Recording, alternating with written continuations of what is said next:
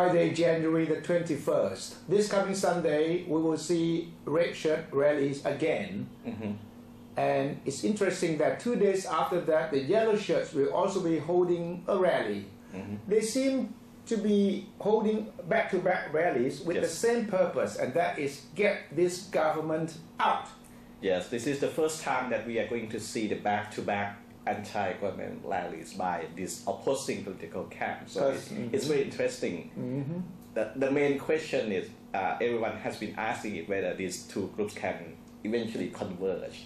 Well, as they say, your enemy's enemy is my friend.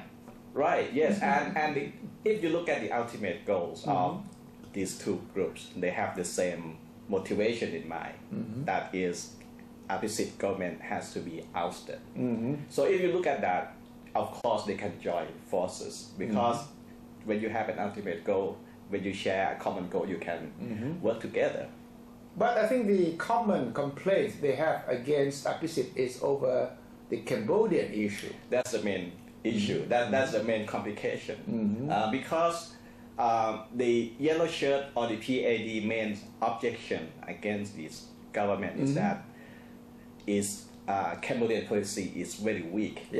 And why this government is so weak against Cambodia is because the government has had to clean up after what has been left by the pro-red government of Kun Samak and Kun Somchai. You mean this government inherited the Cambodian mess from the red shirt government? Yes, this is a single questionable issue that we believe that could interrupt any possibility of cooperation between the two camps. But if the purpose is the same, and that is to get the opposite government out, then they have a lot in common. Well, they actually can do that, because the yellow shirt can focus their campaign on the Cambodian issue, but the red shirt, on the other hand, they can focus on the justice for the victims of last year violence. So they can, the yellow shirt can ignore this political violence of last year, and at the same time, the red shirt can forget about Cambodia for a while. So. But it could get quite complicated because the yellow shirts have been telling opposite that don't hold elections too soon. Because the red shirts were pushing for early election, if you remember, before the Cambodian issue came up. Right. The yellow shirts were saying, what's the hurry? Why do you have to hold election so soon? The red shirts say, no, do it as soon as possible.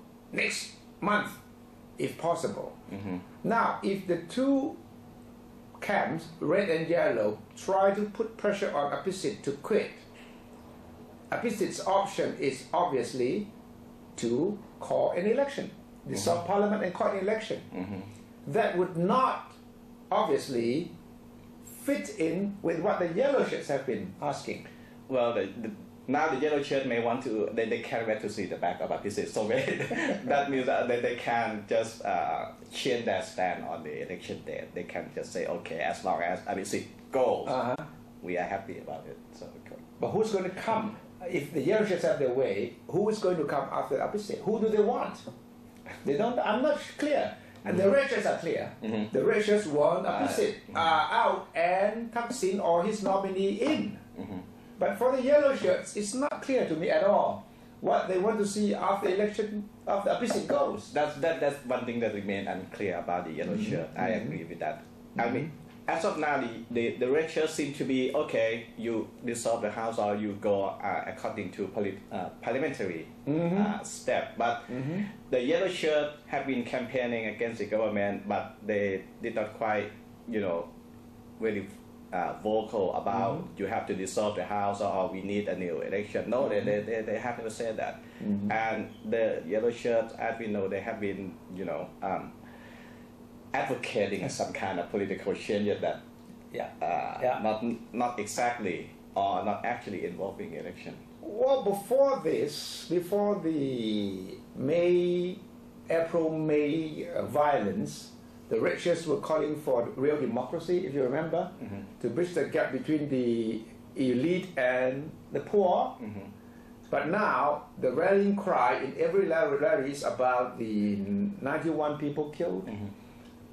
Democracy is now not the priority.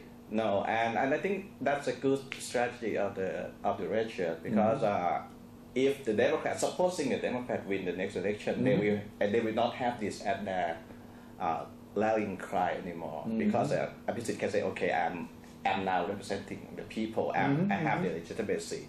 But the only legitimate campaign or rallying cry of the red shirt is justice for the people killed last year. So it's you can see the shift of the focus of the red shirt camp. Well, both sides, the red shirts and the yellow shirts, have shifted their priorities.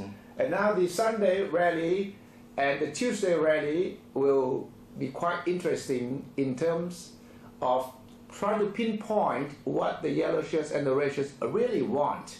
Because although they have a common enemy, they don't know what to do after the enemy is eliminated.